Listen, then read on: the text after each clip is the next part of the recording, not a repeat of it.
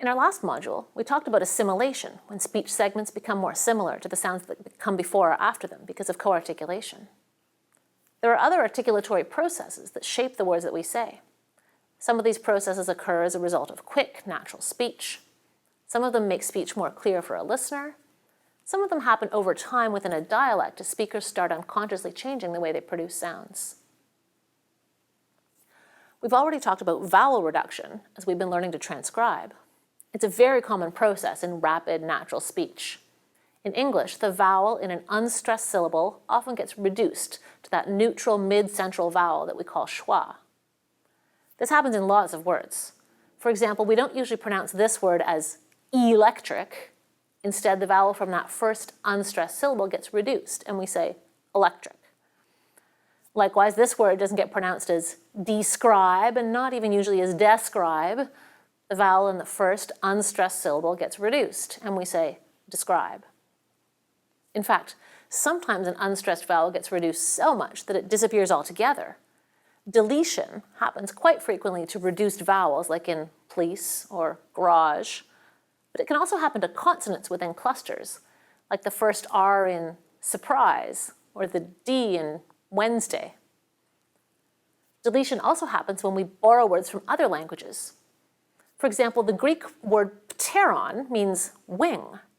When we borrow this word and incorporate it into helicopter, we pronounce both the P and the T. When it comes at the beginning of a borrowed word, like pterodactyl, we just delete the P altogether, since English doesn't allow two stops in a syllable onset. Sometimes when we're speaking, extra segments find their way into our words as a result of co-articulation. Can you guess what word I'm saying? Prince. Was it prince or prince? Only one of them is spelled with a T, but we pronounce them both the same way.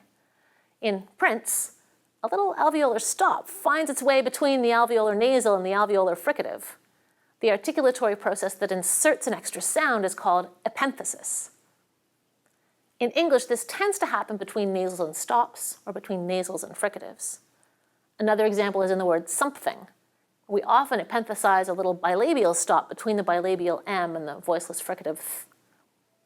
Or when George W. Bush famously pronounced the word nuclear as nuclear, he was epenthesizing a y sound between k and o. Some articulatory processes result from speech errors, either by children or when we borrow words from other languages.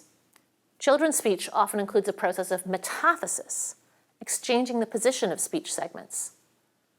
Probably the most common example in English is in the word spaghetti, which kids often pronounce as bisgetti, metathesizing the positions of S and P. Or when English speakers want to buy a burrito from the chain called Chipotle, we often metathesize the T and L and say Chipotle, because that TL sequence is rare in English. Many of these articulatory processes are frequent and systematic in natural speech. In the next chapter, we'll see that they play a role in our mental grammar.